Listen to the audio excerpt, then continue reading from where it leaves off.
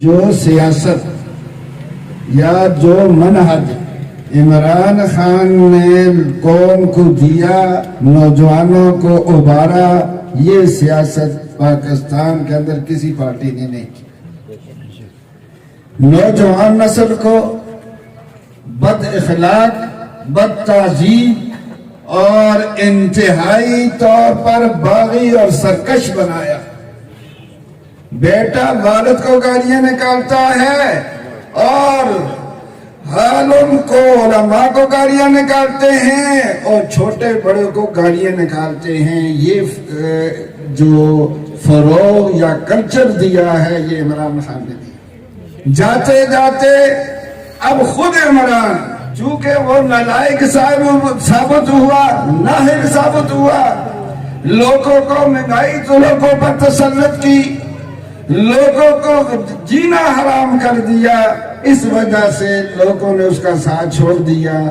جو ہی اقتدار سے علیحدہ ہوا اور پہلے پاگل تھا، منٹل میں داخل کرنے کے قابل تھا اور پھر اور پاگل ہو گیا، لوگوں کو ایک خون ریزی کے لیے اور لوگوں کو ایسا ابھارا، بغاوت پر ابھارا۔ اس سیاست پر لعنت بھیجتے ہیں۔ پی ٹی آئی والوں سے میں درخواست کرتا ہوں، ہم شرافت کی سیاست کرتے ہیں، شرافت کی، متانت کی سیاست کرتے ہیں، شرافت متانت کی۔ اگر تم نے اس بد تہذیبی سے، بد اخلاقی سے باز نہیں آئے تو پھر تمہیں سزا بھگتنی پڑے گی۔ خود عمران اس کی حمایت کرتا ہے، کہتا ہے کہ وہاں لوگوں نے اپنے جذبات کا اظہار کیا۔ لا حول ولا قوت، توہین رسول لوگوں کا جذبات ہے۔ اگر یہ جذبات ہمیں آ گئے تو تم پاکستان میں نہیں رہ سکو گے۔ تم سیاست تو دور کی بات ہے، تم اپنا بستر بوریا لا کے انگریزوں کے پاس جاؤ گے، یہودیوں کے پاس جاؤ گے۔ یاد رکھو، مولویوں کو، علماء کو، صالحین کو دہشت گردی پر، انتہا پسندی پر مجبور مت کریں۔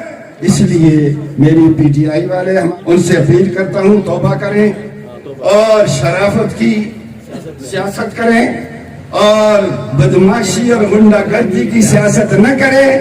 اگر ہم لوگ غنڈہ گردی پہ آ گئے، شرافت ہم نے چھوڑ دی، مولوی پناہ چھوڑ دیا، ٹوپی اتار دی، پگڑی اتار دی، تو تمہارا اس پاکستان میں رہنا مشکل ہو جائے گا۔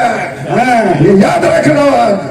4 سال مدینہ المنورہ کے شہر کے اندر کسی کتے کو بھی بھونکتا ہوا نہیں دیکھا۔